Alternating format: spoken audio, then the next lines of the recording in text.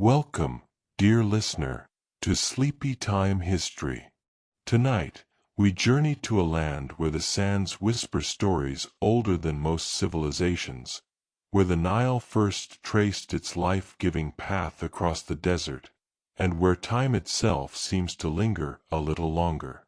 This is the story of Egypt, a place as timeless as the stars above the Sahara. Before pyramids pierced the skies, and long before pharaohs etched their names in stone, the story of Egypt began in the shifting rhythms of the Paleolithic Age, over 100,000 years ago. Human presence in what we now call Egypt can be traced to prehistoric hunter-gatherers who roamed the Nile Valley and the surrounding Sahara.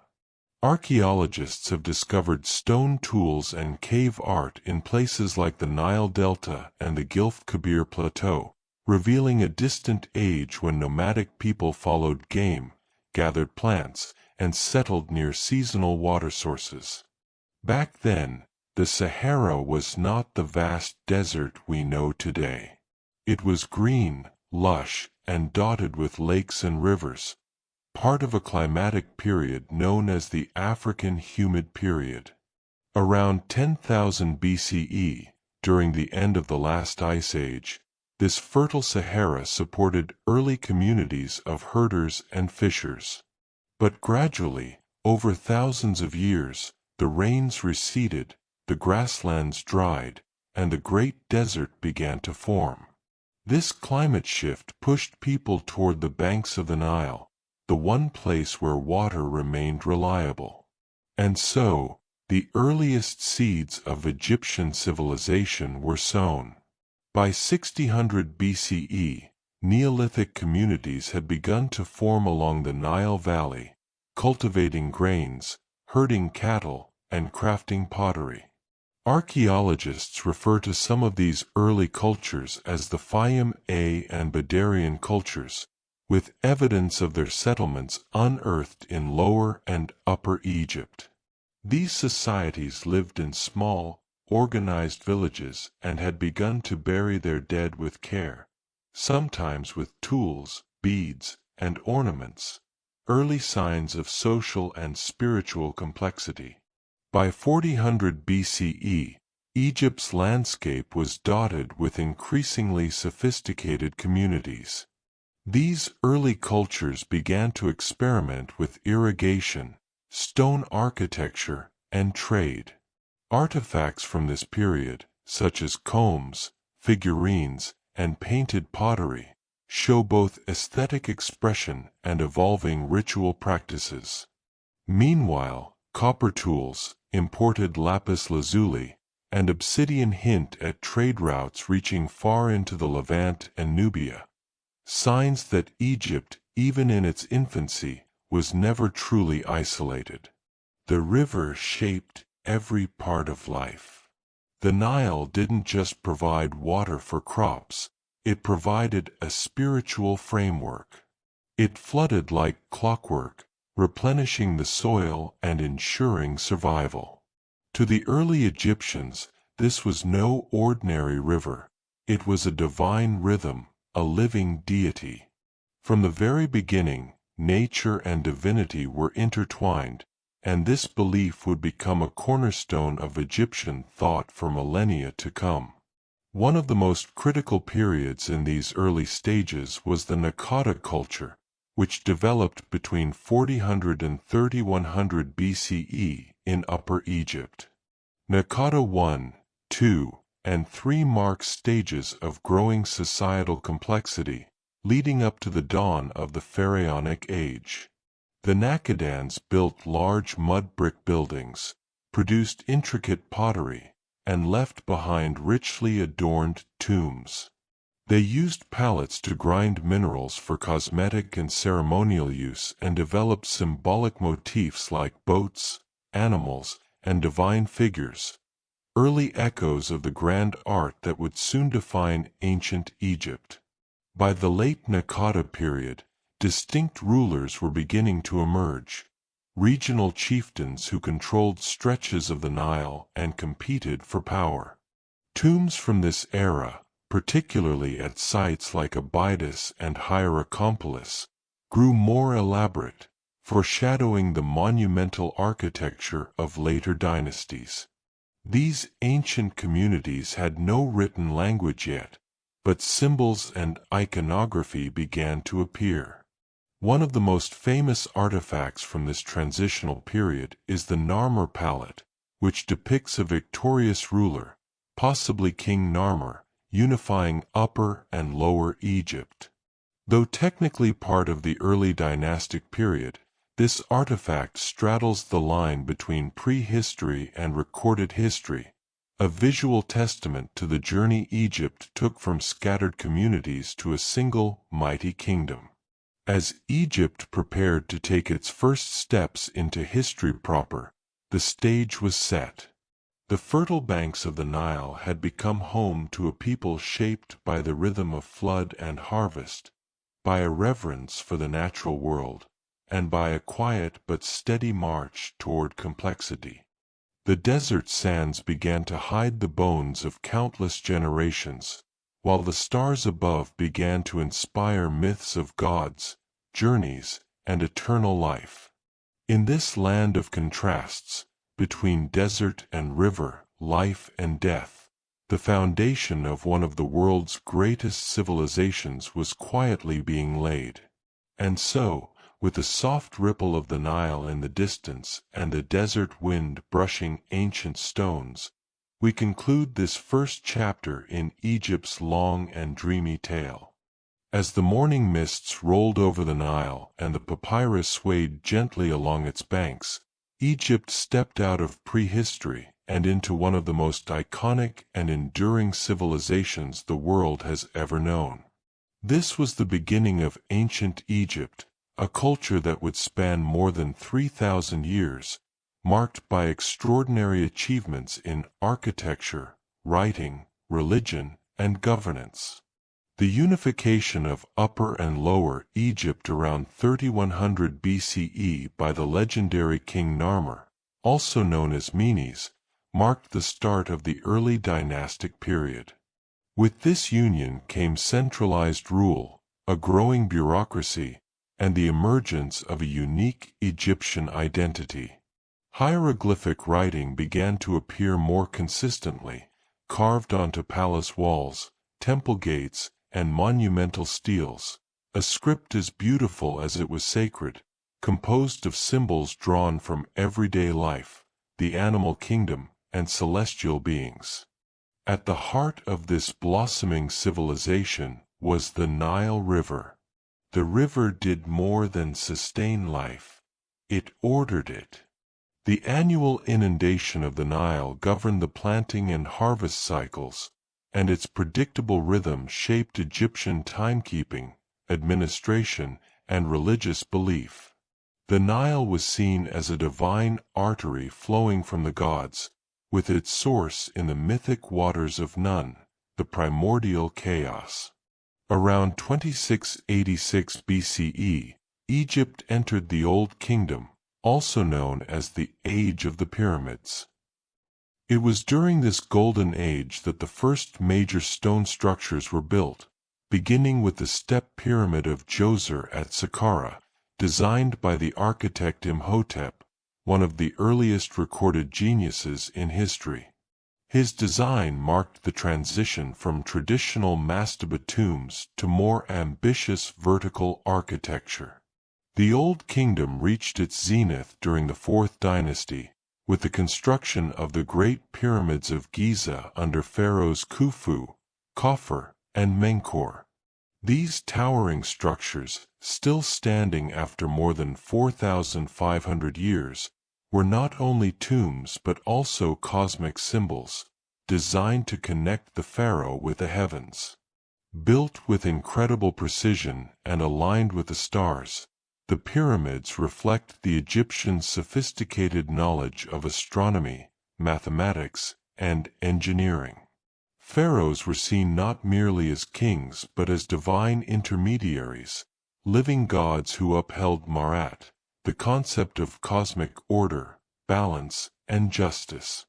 The entire society was organized around this principle, from temple rituals and legal codes to the daily lives of farmers and scribes. Religion permeated every aspect of life. The pantheon of gods was vast and complex. Ra, the sun god, sailed across the sky in his solar boat. Osiris, god of the afterlife, ruled the underworld. Isis, the nurturing mother goddess, healed and protected. And Anubis, with the head of a jackal, guided souls through the mysteries of death. Temples were not merely places of worship, they were homes for the gods, economic centers, and schools of learning. The end of the Old Kingdom around 2181 BCE led to a time of decentralization known as the First Intermediate Period, when regional governors, or nomarchs, vied for power and the unity of Egypt splintered. But from this fragmentation emerged a new era of strength and renewal. The Middle Kingdom, circa 2055 to 1650 BCE, is often described as Egypt's classical age, a time of artistic refinement, literary brilliance, and military confidence. The pharaohs of the Middle Kingdom, such as Mentuhotep II and Senusret III, restored order, expanded borders into Nubia, and fortified Egypt's frontiers. Literature flourished, with stories like the Tale of Sinew and the Instruction of Amenemhat offering glimpses into Egyptian values and royal life. This period also saw a deepening of spiritual thought. The afterlife, once considered a privilege of royalty, became increasingly accessible to common people. Tombs, coffins, and funerary texts for officials and merchants began to reflect the same myths and protections once reserved for pharaohs. This democratization of the afterlife brought with it new religious expressions, like the coffin texts, which eventually evolved into the famous Book of the Dead. Around 1650 BCE, Egypt entered another period of division, known as the Second Intermediate Period, marked by the rise of the Hyksos, foreign rulers of Asiatic origin who settled in the Nile Delta and introduced new technologies such as the horse-drawn chariot and improved bronze weapons. While this era saw foreign domination, it also planted the seeds of resilience. The Hyksos would eventually be driven out by Ahmose I, heralding the dawn of the New Kingdom, Egypt's age of empire and global prominence. But even before this imperial chapter, ancient Egypt had already left an indelible mark. From its carefully aligned pyramids to its philosophical reflections on life and death, from its brilliant works of art to its mastery of agriculture and administration, early Egyptian civilization stood as a beacon of human potential. As the sun set beyond the western desert and priests lit their temple incense, the people of ancient Egypt believed the cycle would begin again. Life reborn through ritual, through memory, and through the eternal pulse of the Nile. As the golden sun cast long shadows across the Nile's gentle surface, the land of Egypt, though ancient and proud, would not remain untouched by the ambitions of foreign powers. Over the centuries, waves of invaders swept across its deserts and riverbanks, some bringing destruction, others leaving behind threads woven into the rich tapestry of Egyptian identity. The first major upheaval came during the Second Intermediate Period, around 1650 BCE, when a group of foreigners known as the Hyksos arrived in the Nile Delta. Of Asiatic origin, possibly from the Levant, these outsiders did not merely raid and retreat, they settled. The Hyksos brought with them revolutionary technologies, the horse-drawn chariot, the composite bow, and new forms of fortification. These innovations would profoundly reshape Egyptian warfare. Rather than dismantling Egyptian culture, the Hyksos adopted many of its practices. They worshipped Egyptian gods, wrote in hieroglyphs, and maintained the bureaucratic system. Still, their presence was a constant reminder to native Egyptians that their land could be taken, and must be defended. Eventually, from the southern city of Thebes, a young ruler named Ahmose I rose with determination. Leading a prolonged military campaign, he expelled the Hyksos and reclaimed the delta around 1550 BCE, marking the beginning of Egypt's most powerful era, the New Kingdom. Flush with victory and hungry for security, the pharaohs of this new age expanded Egypt's borders like never before. Under leaders such as Thutmose III and Ramesses II, Egypt pushed its armies deep into Canaan, Syria, and Nubia, establishing vassal states and extracting tribute from foreign lands. This was not just defense, it was empire building.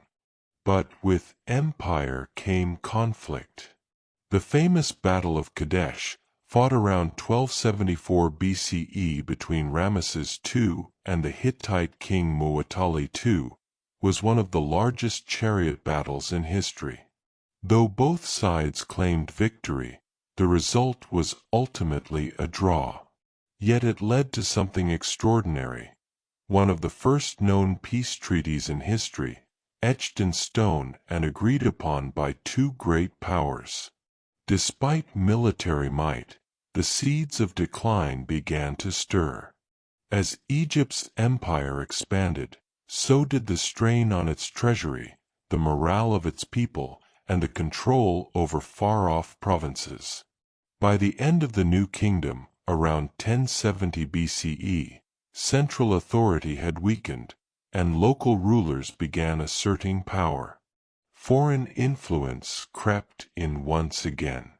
In the centuries that followed, Egypt would be ruled not by one, but by many. The Third Intermediate Period saw a fragmented nation, with rival dynasties, Libyan chieftains, and priests of Ammonius all vying for power. Amidst this instability, Nubian kings from the south, specifically from the kingdom of Kush, rose to take control. Around 747 BCE, Pi, a Kushite king, marched north and took Thebes, proclaiming himself pharaoh. His dynasty, the 25th dynasty, sought to revive Egypt's ancient glories. These black pharaohs ruled with reverence for tradition, restoring temples and reuniting the land, yet their time would be short-lived. From the northeast came a new wave of invaders, the Assyrians. Fierce and technologically advanced, the Assyrians sacked Thebes in 663 BCE, crushing the Nubian dynasty and installing their own puppet rulers. Though the Assyrians would not stay long, they left Egypt weakened and exposed. Shortly after, Egypt enjoyed a final renaissance under the Sate dynasty during the late period, but its independence remained fragile. When the Persian Empire, led by Cambyses II, invaded in 525 BCE, Egypt fell into foreign hands again, becoming a satrapy, a province of Persia. Though some native revolts and dynasties would briefly rise, the pattern had begun. Conquest, foreign rule, fleeting revival, then conquest again. Then came the most transformative invader of all, Alexander the Great. In 332 BCE, welcomed as a liberator from Persian rule, Alexander entered Egypt peacefully. He was declared the son of Ammonius and founded the city of Alexandria at the Mediterranean coast, destined to become one of the greatest cities of the ancient world. After his death, his general Ptolemy took control, beginning the Ptolemaic dynasty, a line of Greek rulers who spoke Greek, followed Greek customs, but honored and preserved many Egyptian traditions. It was under the Ptolemies that the great library of Alexandria flourished, where scholars from across the known world came to learn, translate, and debate. Egyptian religion and culture mingled with Hellenistic thought, creating a vibrant, if sometimes uneasy, synthesis.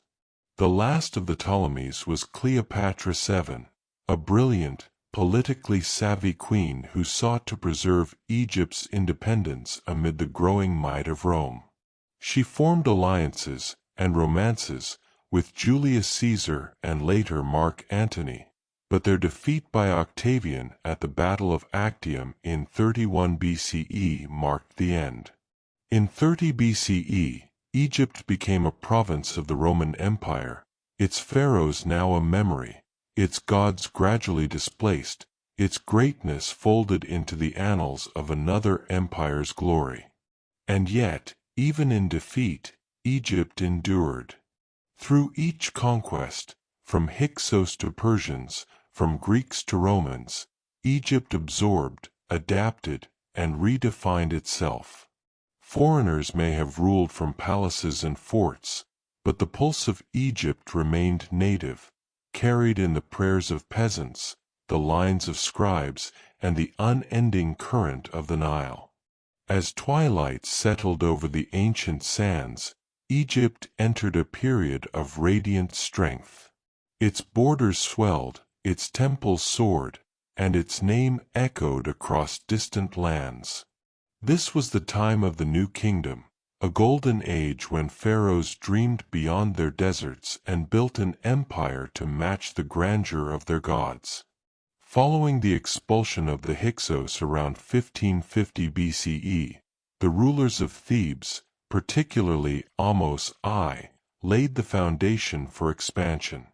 No longer content to defend their borders, the pharaohs of the New Kingdom turned their sights outward. They marched south into Nubia, rich with gold and resources, and north into Canaan and Syria, seeking control over key trade routes and vassal cities. Thutmose I pushed the boundaries further than ever before, leading campaigns deep into the Levant. His grandson, Thutmose III, often called the Napoleon of Egypt, was perhaps the most accomplished military pharaoh. Over the course of 17 campaigns, he expanded Egypt's influence to the Euphrates River, securing loyalty through garrisons, tribute, and diplomacy. Vassal states were required to send their sons to be raised in the Egyptian court, a clever way to ensure allegiance while fostering cultural unity. But Egypt's empire was not built by the sword alone. Its strength came also from the Nile, which provided fertile soil, steady food supplies, and an artery for trade and transport. The wealth of conquered lands flowed into the kingdom: ebony from Nubia, cedar from Lebanon, lapis lazuli from Afghanistan, and exotic animals from far-off realms. In return, Egypt exported its finest goods: linen, papyrus, glasswork, and art. One of the most intriguing figures of this age was Hatshepsut, one of the few female pharaohs. Though her reign was peaceful, it was profoundly ambitious. She launched trade expeditions, most famously to the land of Punt, a mysterious region believed to be somewhere along the Horn of Africa. Her grand mortuary temple at Deir el-Bahri still stands, nestled into the cliffs across from Thebes, a testament to both her reign and the empire's prosperity. In the religious heart of the empire, the god Ammonius of Thebes rose to supreme prominence. Massive temple complexes, such as Karnak and Luxor, were expanded with each new reign. These were not just places of worship but symbols of power, where divine favor and royal authority merged. The New Kingdom also saw Egypt's foray into diplomacy. The Amarna letters, clay tablets discovered near modern Amarna, reveal a network of correspondence between Egyptian pharaohs and other great powers: the Hittites, Babylonians, Assyrians, and Mitanni. These letters speak of royal marriages, gift exchanges, and political negotiations, a web of relationships that sustained the empire beyond the battlefield. However, even at its zenith, shadows loomed. The religious reforms of Akhenaten, who attempted to replace the pantheon with a singular sun deity, the Aten, disrupted the religious and political order.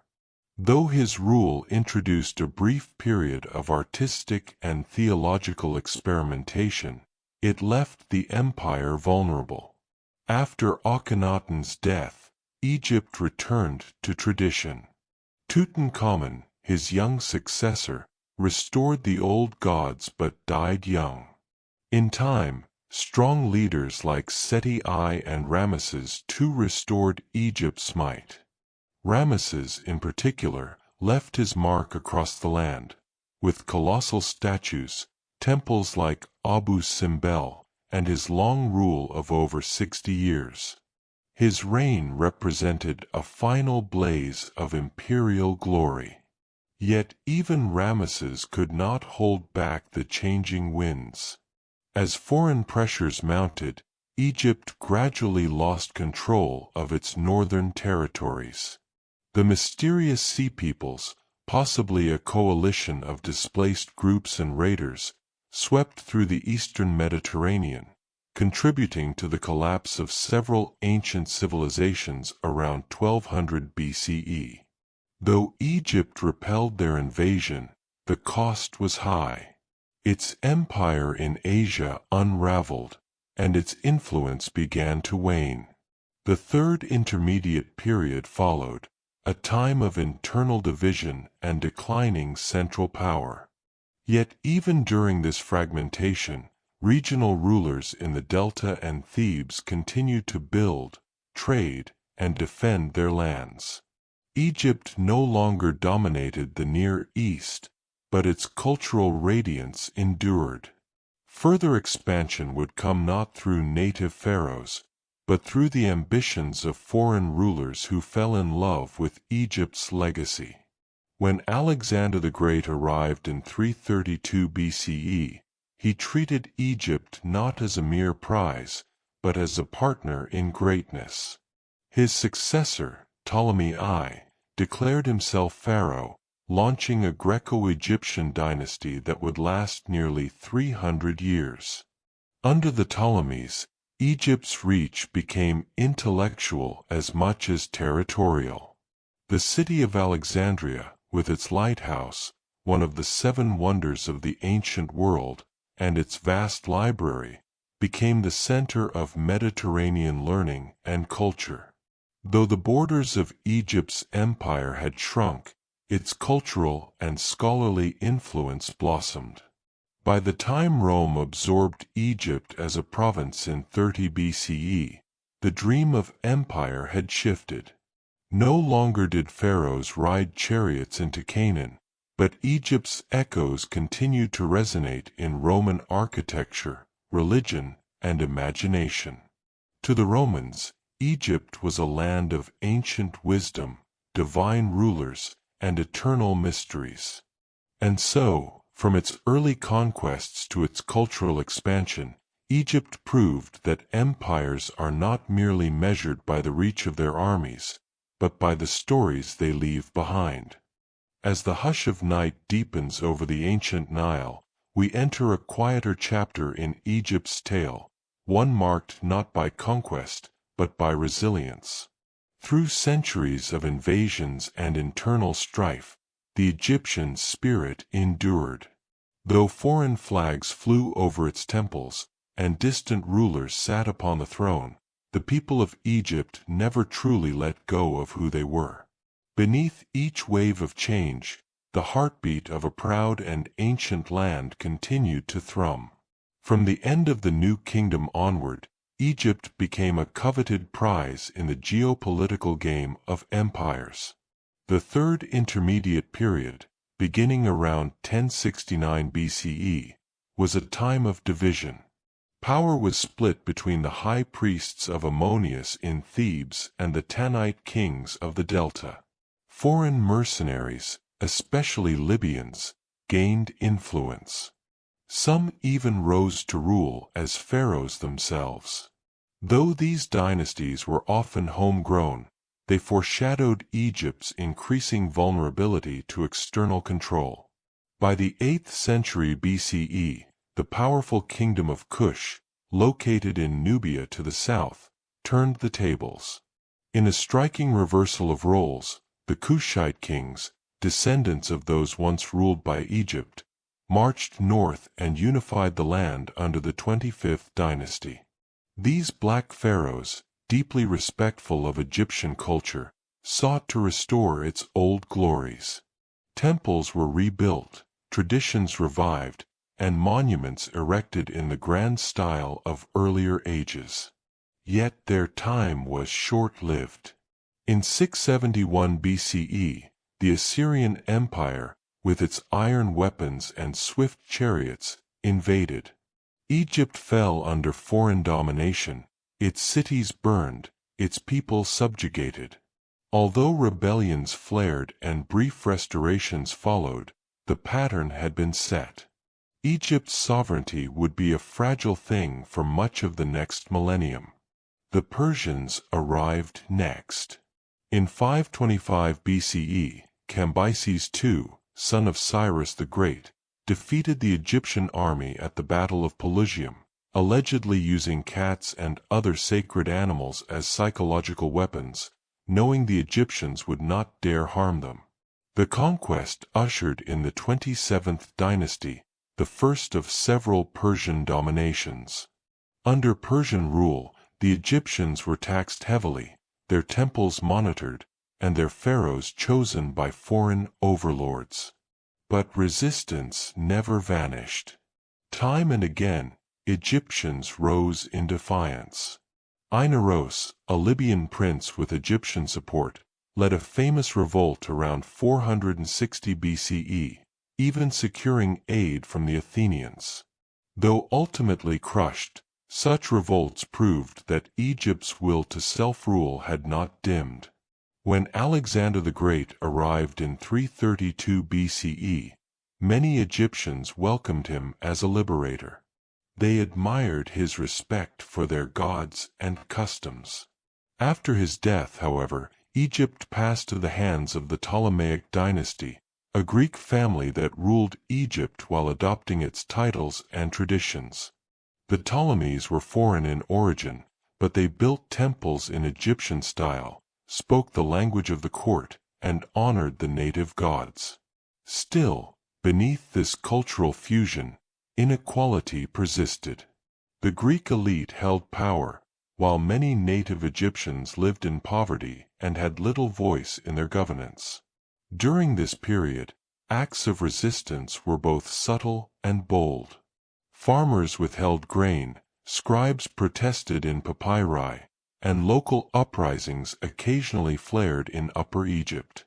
Temples became places not only of worship but of passive resistance, repositories of Egyptian identity in the face of Hellenistic rule. The most famous figure of this era, Cleopatra VII, embodied the tension between cultures.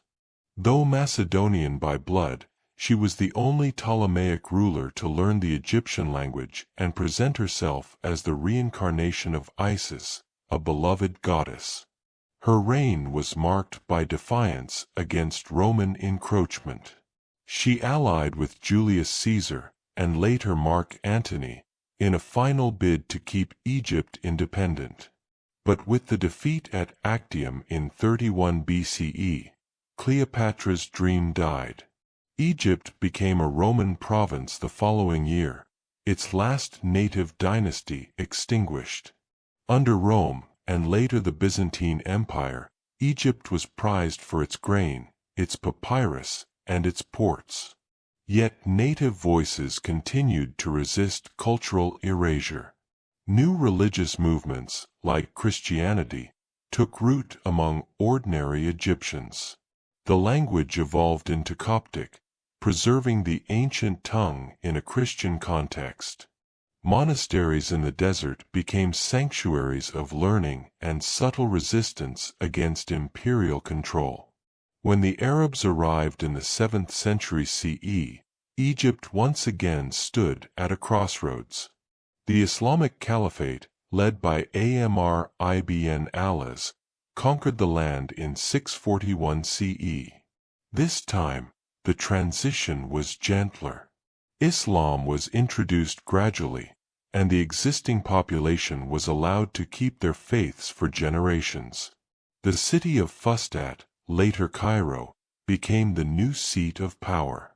Over time, Arabic replaced Coptic as the dominant language, and Islam became the majority religion. Yet even then, resistance didn't vanish, it simply transformed. Egyptians preserved their identity through language, tradition, and local customs. During the centuries of Mamluk and Ottoman rule, uprisings and protests were common, particularly in rural regions. Egyptian peasants, or fellahin, resisted heavy taxation and conscription through quiet acts of rebellion, hiding grain, fleeing officials, or supporting local leaders. In the modern age, resistance became more organized and political. But throughout its long history, Egypt's true rebellion has often been against forgetting. Despite centuries of conquest and colonization, the people of the Nile never lost their sense of self. They guarded their temples, their stories, and their sacred places, even when their rulers were foreign kings or distant emperors. They kept alive the memory of the pharaohs, the whisper of hieroglyphs, and the rhythm of the Nile. In every tomb restored, every papyrus read, and every protest marched, echoes of ancient resistance resound. In the ever-turning sands of Egypt's long history, there are moments when the winds shift, when the path of a nation bends in a new direction. These turning points, like stepping stones across the waters of time, shaped Egypt's destiny and guided its people through tides of uncertainty, conflict, and transformation. One such moment came in 332 BCE, when Alexander the Great entered Egypt without resistance. At that time, Egypt had been under Persian control, weary from years of oppressive rule. The young Macedonian conqueror, barely 24 years old, was hailed as a liberator. His decision to visit the oracle at the Siwa oasis, where he was declared the son of Zeus Ammon, cemented his image as a pharaoh in the eyes of many Egyptians. Though Alexander died young, his arrival marked the beginning of Hellenistic rule in Egypt under the Ptolemaic dynasty. This fusion of Greek and Egyptian cultures would leave a lasting mark on religion, art, and governance. Another pivotal moment came centuries later, with the fall of Cleopatra VII in 30 BCE. Her dramatic demise, alongside Mark Antony, and the victory of Octavian, soon to be Augustus, signaled the end of over 3,000 years of pharaonic rule. Egypt was no longer the seat of kings but a Roman province. Its temples stood quiet, its gods displaced by the machinery of empire. Cleopatra's fall wasn't just personal, it was the symbolic twilight of an ancient world. In the 1st century CE, another slow-burning shift took place with the rise of Christianity. Introduced by missionaries such as Saint Mark, the faith spread quietly at first among urban communities. But by the 3rd and 4th centuries, it had taken root throughout the land. Monasticism flourished in Egypt's deserts, led by figures like Saint Anthony the Great, whose solitary devotion inspired a global movement. As Christianity grew, old temples were repurposed, hieroglyphs ceased to be written, and the Egyptian worldview pivoted to a new spiritual landscape. The ancient gods faded from the public eye. Then, in 641 CE, the arrival of Islam marked yet another great shift. The Arab conquest under Amr ibn al-As led to the founding of Fustat, which would become the foundation of Cairo. Gradually, Arabic replaced Greek and Coptic as the primary language, and Islamic traditions reshaped Egypt's religious, legal, and cultural life. Yet this was not a sudden rupture.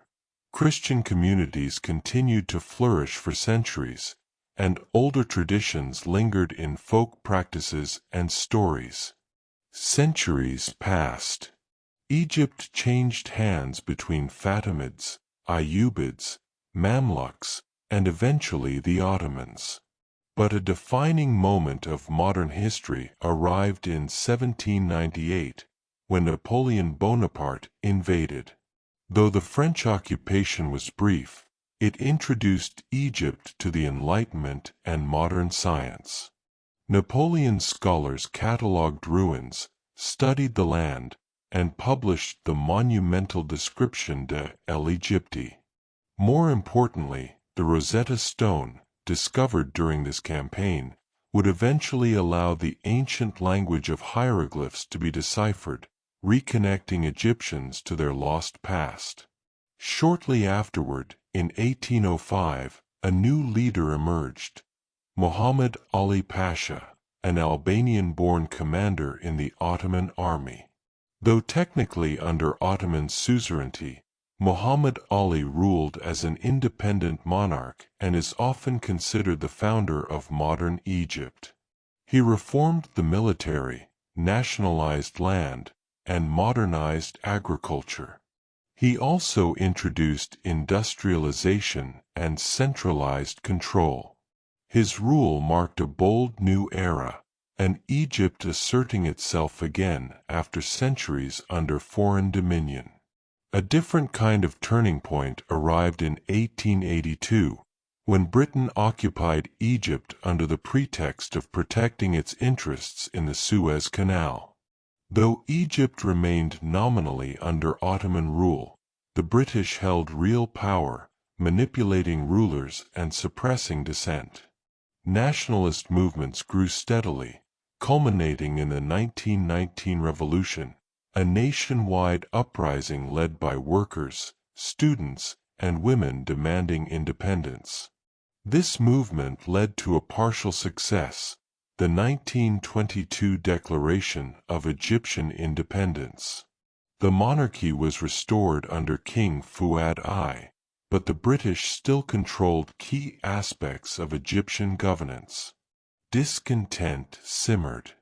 A defining shift came in 1952, when the Free Officers Movement, led by Gamal Abdel Nasser, staged a coup, overthrowing the monarchy and ending British influence for good.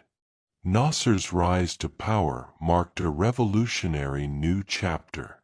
Under his leadership, Egypt became a republic, the Suez Canal was nationalized, and the country sought to assert itself as a leader of the non-aligned movement during the Cold War. The Suez Crisis of 1956 was a critical moment. Britain, France, and Israel invaded Egypt, but were forced to withdraw under global pressure. For many Egyptians, this was a rare moment of triumph. David had stared down Goliath and survived. But every turning point brings complexity. After Nasser's death in 1970, Anwar Sadat steered Egypt in a new direction, toward peace with Israel. The Yom Kippur War of 1973, followed by the Camp David Accords in 1978, led to Egypt becoming the first Arab country to officially recognize Israel. While this earned Sadat the Nobel Peace Prize, it also led to internal divisions and, ultimately, his assassination in 1981. His successor, Hosni Mubarak, would preside over a long and increasingly repressive regime. Under his rule, Egypt became a key ally of the West, but corruption and inequality grew. Then, in 2011, a new turning point burst forth from the crowds in Tahrir Square. Fueled by social media, anger and hope, the Egyptian revolution toppled Mubarak and opened the door, briefly, to a new democratic era. Though the years that followed were tumultuous, and power ultimately returned to the military establishment under Abdel Fattah el-Sisi, the events of 2011 remain a profound reminder of the Egyptian people's capacity to rise, to demand change, and to imagine something better. Across the millennia, Egypt's turning points have taken many forms. In the hush of the desert wind and the quiet lapping of the Nile, Egypt has always been a land alive with stories. From the first scratched marks on clay to today's bustling city streets, the voices of Egypt's people have woven an unbroken thread through time, a tapestry of laughter, sorrow, worship, protest, art, and endurance. Long before formal records, everyday Egyptians left their marks on the walls of tombs and temples. Scribes, artisans, and farmers composed humble prayers and witty graffiti. At Deir el-Medina, the village of workers who built the royal tombs in the Valley of the Kings, walls are covered in notes, poetry, and even jokes. One scribe wrote of a colleague's laziness, while another penned verses to the goddess Hathor. These simple words remind us, history isn't only written by kings, it breathes in the voices of the ordinary. Egyptian women, too, have long spoken with strength. In ancient times, women could inherit property, manage businesses, and even become pharaohs. Figures like Hatshepsut defied expectations and ruled as king, donning the ceremonial beard and being addressed as His Majesty. Thousands of years later, women would rise again in Egypt's story, not as queens, but as poets, educators, and revolutionaries. Their voices carried in songs, classrooms, and protests. One such voice belongs to Kulthum, the beloved 20th-century singer whose songs reached across the Arab world. With her powerful, emotive voice and classical Arabic lyrics, she became more than a performer. She was a symbol of pride, identity, and resilience. On Thursday nights, Cairo would fall silent as radios everywhere played her long, soul-stirring ballads. In her, millions heard their own stories of longing, hope, and heartbreak. Literature, too, has been a sacred vessel for the Egyptian voice.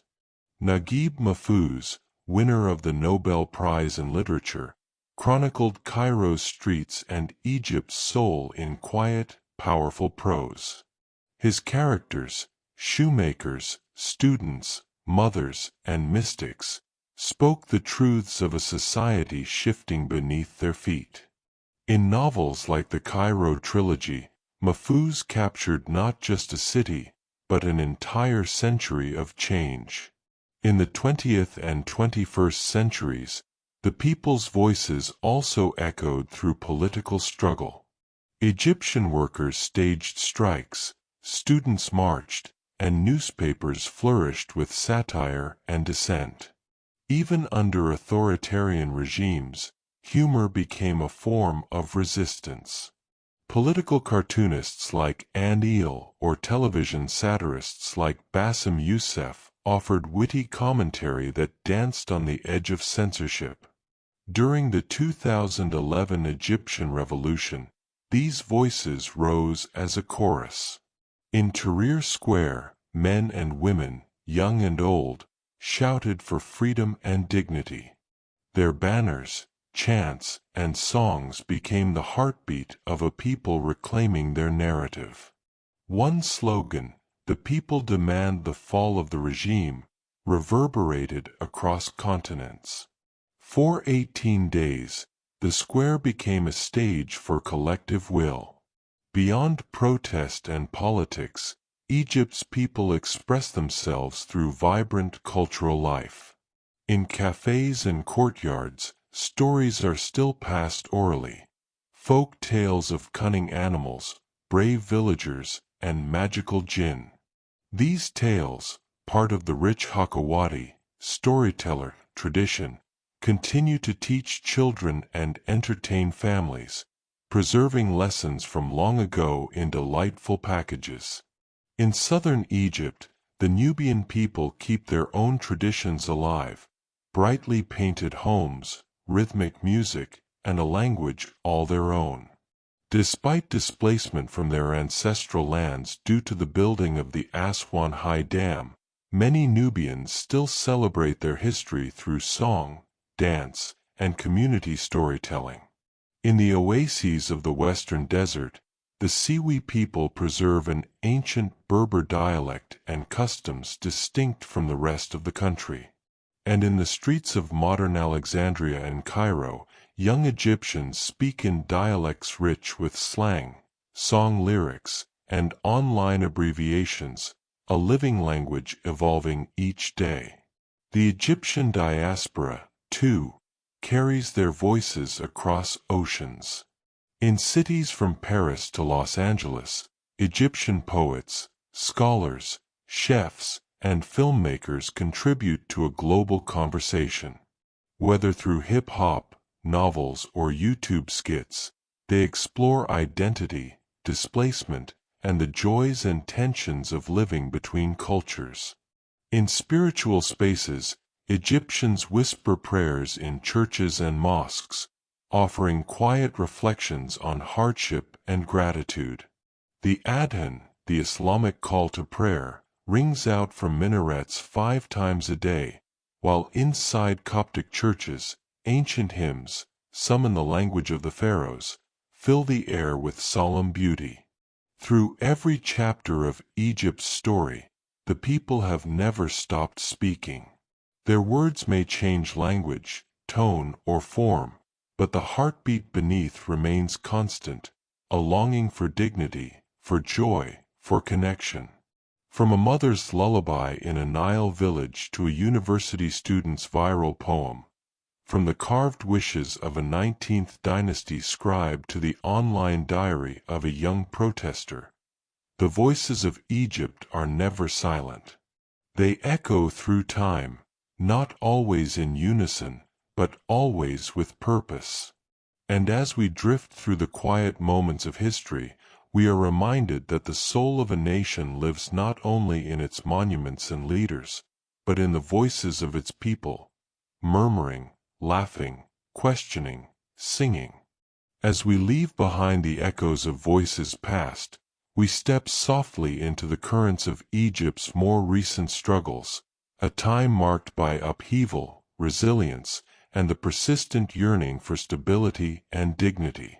Following the end of British occupation and the declaration of the Republic in 1953, Egypt embarked on a turbulent journey of self-definition. The new republic, led by Gamal Abdel Nasser, promised a future free of foreign control and social inequality. Under Nasser, Egypt nationalized the Suez Canal, stood firm against colonial powers, and championed Pan-Arabism. But while his era stirred national pride, it also brought state repression and limited political freedoms. After Nasser's death in 1970, Anwar Sadat took the helm and shifted course dramatically. He opened Egypt's economy to Western markets and signed a peace treaty with Israel in 1979, the first Arab nation to do so. While this earned him international praise, many Egyptians felt alienated by the shift. Sadat was assassinated in 1981 by militants opposed to his policies. His successor, Hosni Mubarak, would rule Egypt for nearly 30 years. Mubarak's government promised stability but delivered it at a high cost. Corruption flourished. The economy stagnated for the poor while the elite prospered. Political opposition was silenced, and emergency laws granted sweeping powers to security forces. For many Egyptians, the decades under Mubarak felt like a slow erosion of hope. But in 2011, that hope surged again. Inspired by uprisings in Tunisia, Egyptians took to the streets in what became known as the January 25th Revolution. Cairo's Tahrir Square filled with chants, tents, and people from all walks of life. They demanded bread, freedom, and social justice. After 18 days of protests, Mubarak resigned. For a moment, the air shimmered with possibility. Yet the transition that followed was fraught. Egypt held democratic elections, and Mohammed Morsi of the Muslim Brotherhood became president in 2012. But his tenure was short-lived and deeply divisive. Accusations of overreach, economic mismanagement, and religious partisanship sparked mass protests. In 2013, the military intervened, removing Morsi from power. General Abdel Fattah el-Sisi soon became president. While he promised order and reform, his government has been marked by widespread crackdowns on dissent.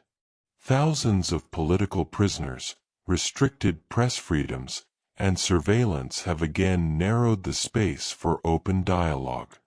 The revolution's hopeful energy has been tempered by the realities of a tightly controlled state. Still, modern Egypt grapples not only with politics, but with the challenges of daily life. The economy continues to be a source of strain for many. Inflation, unemployment, and rising food prices have hit lower-income Egyptians especially hard. The pandemic deepened these burdens, slowing tourism and straining public services. In response, Egypt turned to international loans and large infrastructure projects, such as the new administrative capital, a city rising from the desert east of Cairo. But critics wonder, will these grand projects trickle down to those who need help most? Environmental pressures also loom. The Nile, Egypt's lifeblood for millennia, is under growing strain. Pollution, climate change, and disputes over the grand Ethiopian Renaissance Dam have raised fears about water scarcity. With most of Egypt's population concentrated along the river, any disruption threatens not just agriculture, but the delicate balance of society itself. Meanwhile, urban centers like Cairo face chronic congestion, housing shortages, and smog. Yet even amidst these challenges, the country pulses with cultural energy. Egyptian cinema, hip-hop, visual art, and social media humor offer rich commentary on contemporary life. Artists and filmmakers walk a fine line, navigating censorship while shining light on social issues. Gender equality remains another critical struggle. Women have made strides in education, business, and politics, but still face harassment, discrimination, and underrepresentation. In recent years, a wave of activism has emerged, especially online, with young women speaking out against abuse, calling for legal reform, and demanding respect. Religious minorities, too, face periodic hardship. Egypt's Coptic Christian community, which represents around 10% of the population, has endured discrimination and occasional violence. While state efforts to promote coexistence have increased, the need for deeper social harmony remains. Through it all, the resilience of everyday Egyptians is unmistakable. They wait patiently in long queues, carry heavy burdens with humor, and build vibrant lives against the backdrop of uncertainty. Children go to school with backpacks slung over one shoulder, vendors sell tea in alleyways at dawn, and neighbors gather on rooftops under the stars to share stories. Egypt's modern struggles are not just about politics. They are about the tension between tradition and modernity, between silence and expression, between fear and hope. And through each wave of hardship, the people continue to adapt. They sing, they pray, they protest, they persist. They have weathered empires, invaders, and revolutions. They have seen glory and ruin, and still they remain, rooted in a land that is at once ancient and ever-changing. And as the Nile flows onward, so too does Egypt. Forward, always forward, into the uncertain waters of tomorrow. As the soft glow of dawn spreads across the Nile Valley, Egypt today stands as a land of contrasts, ancient and modern, tradition and innovation, vast deserts and bustling cities. Its landscape and people continue to shape a unique story, written in stone and sand, in voices and visions, flowing like the river that has sustained life here for thousands of years. Egypt's geography remains its defining feature. The Nile River, the longest in the world at about 6,650 kilometers, continues to be the lifeblood of the nation. Its waters irrigate the fertile crescent of the Nile Delta and the narrow strip along the riverbanks, where more than 95% of Egyptians live. Beyond this green ribbon stretches the vast Sahara Desert, a silent, sun-baked expanse of shifting dunes, rocky plateaus, and ancient oases like Siwa and Dakhla that hold their own vibrant communities. Modern Egypt is home to over 110 million people, making it the most populous country in the Arab world and the third largest in Africa. Cities like Cairo, the sprawling capital, pulse with energy, a megacity home to more than 20 million residents. Its streets hum with a mix of honking cars, street vendors, and conversations in the distinctive Cairanais Arabic dialect. Skyscrapers rise alongside centuries-old mosques and churches, while bustling markets such as Khan el-Khalili weave through narrow alleys, offering spices, textiles, and souvenirs. In the north, the Mediterranean coast stretches with resorts like Alexandria, founded by Alexander the Great, offering a blend of history and seaside leisure. To the south, the ancient city of Luxor and the temples of Karnak continue to draw pilgrims and tourists eager to glimpse the grandeur of Egypt's past. Agriculture remains a cornerstone of the economy, with crops like cotton, rice, wheat, and sugarcane cultivated in the Nile Valley. However, urbanization, water scarcity, and climate change pose ongoing challenges. The government has launched ambitious projects to reclaim desert land and build new urban centers, such as the new administrative capital, designed to alleviate Cairo's congestion. Economically, Egypt is a complex mosaic. The country benefits from revenues from the Suez Canal, a critical international shipping route connecting the Mediterranean to the Red Sea. It also depends on tourism, which fluctuates with global events. Industries such as textiles, cement, and food processing contribute to the economy, but unemployment and poverty remain significant concerns. Culturally, Egypt is vibrant and diverse. The arts flourish through cinema, music, literature, and theater, reflecting the hopes and struggles of its people. The Egyptian film industry, once called the Hollywood of the Middle East, continues to produce works that resonate regionally and internationally. Education is a priority, with millions of children attending schools nationwide. Universities like Cairo University and the American University in Cairo serve as hubs of scholarship and innovation. However, disparities in educational access and quality persist, especially between urban and rural areas. Egypt's religious landscape remains predominantly Muslim, with a significant Christian minority, mainly Coptic Orthodox Christians.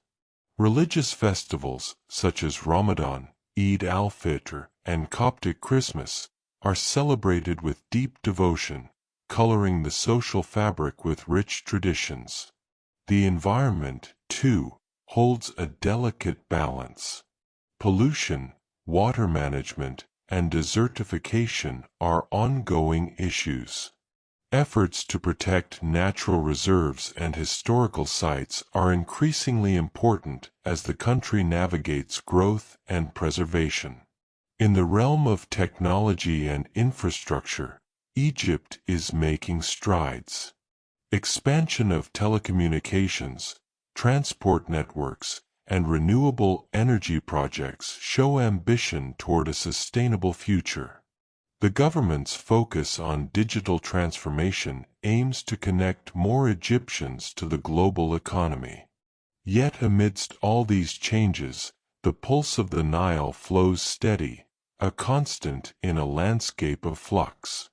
Egypt today is a land of possibility and challenge, where the echoes of millennia mingle with the aspirations of millions. It is a place where ancient monuments stand watch over bustling streets, where tradition meets innovation, and where the future is shaped by the dreams and labors of its people. As the sun sets softly over the pyramids and the call to prayer drifts over the city rooftops, Egypt rests, poised on the cusp of tomorrow, ever guided by the river that has nurtured its soul for thousands of years. As night falls softly over the Nile, we close our journey through Egypt's ancient lands and modern lives by looking forward, toward hopes whispered in the desert breeze and dreams carried on the river's steady flow. Egypt today stands at a crossroads, shaped by its rich past and faced with a future full of possibilities. Its people, resilient as the desert lotus, hold a deep longing for peace, prosperity, and progress, a future where history's weight is a foundation rather than a burden. Education remains a beacon. Across the country, children and young adults pursue knowledge with determination, eager to build new paths in science, technology, medicine, and the arts.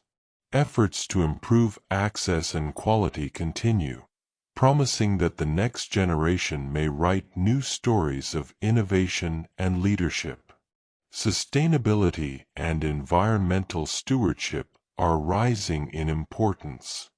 With the Nile's waters under pressure and climate challenges looming, Egyptians are turning to renewable energy, water management, and conservation. Projects like solar farms and the planting of new trees offer hope for a greener future. Cultural pride burns bright. Artists, writers, filmmakers, and musicians celebrate Egypt's unique heritage while pushing creative boundaries. Festivals, museums, and public spaces invite both locals and visitors to engage with the past and imagine new expressions of identity. Social change, though gradual, shows promise. Women increasingly claim spaces in business, government, and education, inspiring future generations. Youth voices, amplified by digital media, continue to advocate for justice, equality, and opportunity. The spirit of the 2011 revolution remains a reminder that change, while often slow, is always possible. Economically, Egypt is striving to balance growth with equity. Investments in infrastructure, industry, and tourism aim to create jobs and improve living standards. Regional partnerships and global trade hold potential for greater integration and prosperity. Politically, the desire for stability and inclusion endures. While challenges persist, many Egyptians dream of governance that listens, represents, and empowers its people. Above all, the Nile continues to nourish not just the land but the hopes of millions, its eternal flow a symbol of renewal and continuity. As we close this gentle chapter, remember that history is alive, breathed by those who come after us. Egypt's story is still being written, in classrooms, workshops, cafes, and fields. May these stories of resilience and renewal carry you softly into restful sleep, carrying with them the timeless rhythm of the river and the promise of a new dawn. Thank you for joining Sleepy Time History on this journey through Egypt. If you enjoyed this voyage, please like, subscribe, and share to help others drift peacefully through the stories of our world. Good night, and may your dreams be as vast and gentle as the Nile itself.